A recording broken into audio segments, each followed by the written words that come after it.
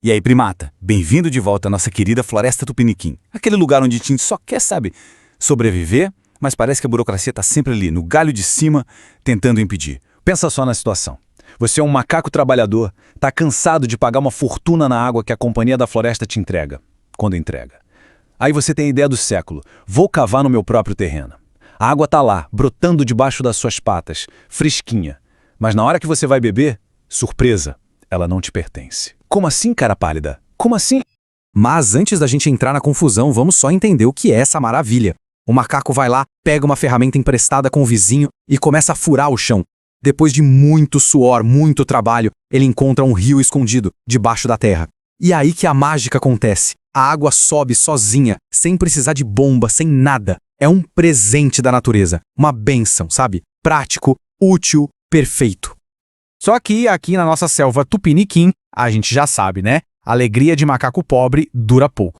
Bem na hora que tudo parece perfeito, que a água cristalina tá lá jorrando, do nada, do absoluto nada, aparece o fiscal do galho. Sabe como é, né? Com aquela prancheta na mão, a cara amarrada, pronto pra acabar com a sua festa. Ele olha pro seu poço, pro seu esforço todo e solta a bomba. Isso aí é crime.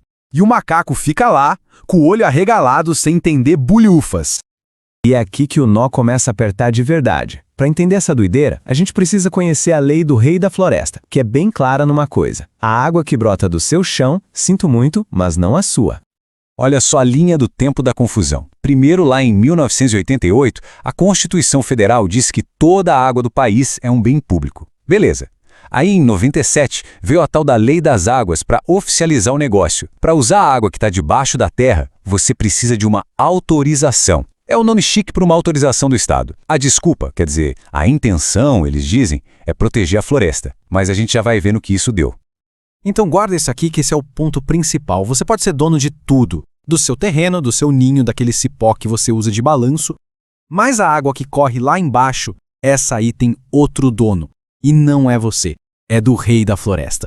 E se você quiser usar, meu amigo, tem que pedir permissão. E pedir permissão, meu caro primata, é entrar num labirinto de papelada. De taxa, de carimbo, é o famoso cipó burocrático. É uma trilha longa, cara e cansativa que, na maioria das vezes, te deixa com mais sede do que quando você começou. Se liga só na jornada do nosso macaco.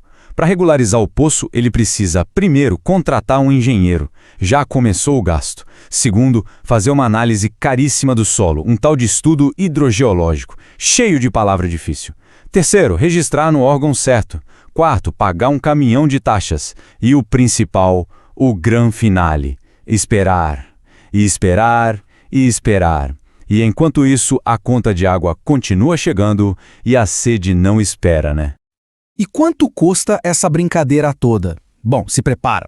O processo todo passa fácil das 5.000 bananas. É isso mesmo. Uma grana que o macaco trabalhador, aquele que só queria fugir da conta cara da companhia, simplesmente não tem no bolso.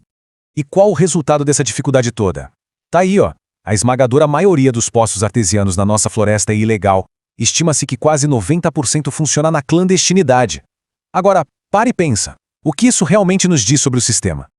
A questão que fica é essa. Essa ilegalidade toda é por pura malandragem do macaco ou é uma questão de pura sobrevivência? A verdade nua e crua é que o sistema parece que foi feito para ser difícil. O trabalhador comum não entende os formulários, não tem dinheiro para pagar as taxas, então o que ele faz? Cava escondido, bebe escondido e vive com medo do fiscal do galho. E é exatamente aqui que a balança da justiça da floresta mostra para que lado ela realmente pesa. Porque, enquanto o macaco comum é tratado como um criminoso, o gorila grande, forte, o grande empreendimento, esse tem um tratamento VIP. Dá uma olhada nessa comparação, é de cair o queixo. O macaco comum que cava com as próprias mãos para sobreviver, o que ele ganha? Multa e o poço lacrado. Já o grande empreendimento, ele perfura fundo, drena uma quantidade absurda de água. Mas como tem advogado e lobista, ele recebe um selo de aprovação. A lei parece um cipó elástico, estica para uns e enforca os outros. E ó, isso não é só papo não, tá? Olha esse caso aqui, aconteceu de verdade em 2018. Uma cidade foi lá e autorizou poços em condomínios, tudo dentro da lei, Mas a companhia de água, aquela mesma que vende a preço de ouro, não gostou nadinha da história. Entrou na justiça, alegando monopólio e, adivinha, ganhou. A justiça foi lá e proibiu os poços. A prioridade foi da empresa, mesmo que a água do poço fosse melhor e a da rede fosse mais cara e muitas vezes de pior qualidade. No fim das contas, a gente fica boiando nesse rio de contradição. Uma lei que, na teoria, foi criada para proteger um bem que é de todo mundo, mas que, na prática, sufoca e exclui justamente quem mais precisa. O resumo da ópera é esse. O sistema que deveria proteger a água, na verdade, acaba punindo quem só tenta ter um pingo de autonomia. Ele empurra todo mundo para a ilegalidade. E aí o Estado, que deveria controlar e proteger, acaba perdendo totalmente o controle. E no final, o que era para ser um direito básico de todo macaco, que é ter água, vira um privilégio. Um privilégio só para quem tem muita banana estocada. Então a gente termina com essa reflexão no ar. A lei diz que a água é de todos nós, certo? Mas, se ela é de todos, por que é que só alguns, geralmente os que já estão no galho mais alto, conseguem beber dessa fonte sem medo?